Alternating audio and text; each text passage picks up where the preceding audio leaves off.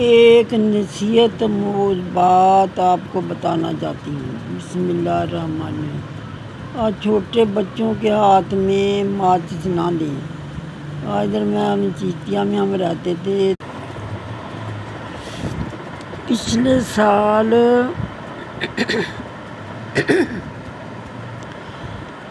سال کسی نے قربانی دی تو اس کے ساتھ ایک گھر بہت زیادہ غریب تھا۔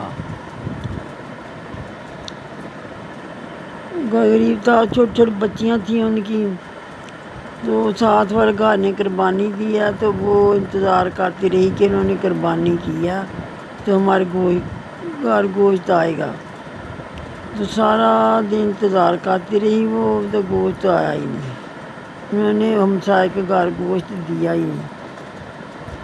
پتہ نہیں سارا فریج میں رکھ لیا انہوں نے، یہ کیا کیا تو کیا نہیں کیا، یا کس کو دیا یا نہیں دیا یہ مجھے نہیں پتا۔ تو بچی بیچاری شام تک انتظار کرتے رہی، گوشت آئے گا تو ہم کھائیں گے، گوشت آئے گا تو ہم کھائیں گے۔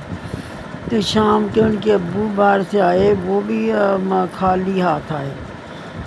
تو وہ کہتی ہیں کہ ابو ہم نے گوشت نہیں کھایا تو ہمارا دل بہت من کرتا گوشت کھائیں۔ تو ہمسائے نے قربانی کیا تو انہوں نے بھی ہمیں گوشت نہیں دیا۔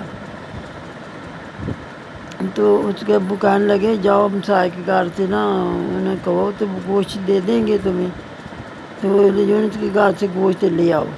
وہ ان کے گھر گئی، لڑکیاں ان کے گھر گئیں گوشت لینے کے لیے، تو انہوں نے کہا جاؤ جاؤ تمہارا تو کام ہی ہے ایسا مانگنے کا ہے، کوئی گوشت نہیں ہے ہمارے پاس، گوشت نہیں ہے، جاؤ بھاگ جاؤ۔ تو اس طرح کہہ دیا انہوں نے، تو وہ لڑکیاں بیچاریاں شرمندہ ہو کے گھر واپس آ گئی۔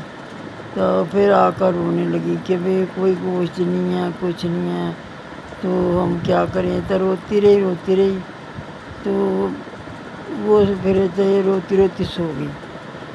تو جو اگلے دن کیا ہوا کہ وہ فریج تھی نا، جب بجلی چل گئی تو فریج بند ہو گئی فریج، تو اتنا گوشت سارا بھری ہوئی فریج سارا گوشت تو انہوں نے اپنی فریج میں رکھ لیا تھا۔ تو جو گوشت 2 دن جو بجلی نہ آئی تو گوشت سارا بس گیا، تو انہوں نے باہر پھینک دیا۔ باہر گلی میں سے جو گزرتا اتنی بدبو آتی بہت زیادہ۔